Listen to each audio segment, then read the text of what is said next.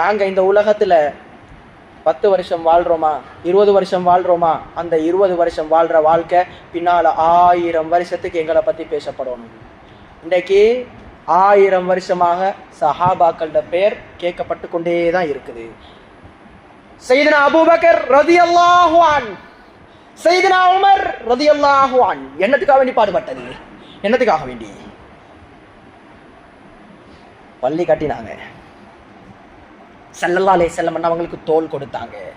தோளோட தோல் சேர்ந்து உசுரை காப்பாத்துனாங்க. யாருட உசுரை? முஸ்லிம்களோட உசுரை. இதுக்கு தான் இன்னைக்கு அந்த வேலையை யாரு செய்யறாங்க? யோசிச்சு பாருங்க. இன்னைக்கு யோசிச்சு பாருங்க. ஈராக்கு முடிஞ்சு கடைசியா பலஸ்தீன், இப்ப எங்க? ஈரான் செஞ்சு கொண்டிருக்கிறாங்க. அல்ஹம்துலில்லாஹ், அல்லாஹ் வெற்றியை கொடுப்பான் இன்ஷா அல்லாஹ். காரணம் என்ன?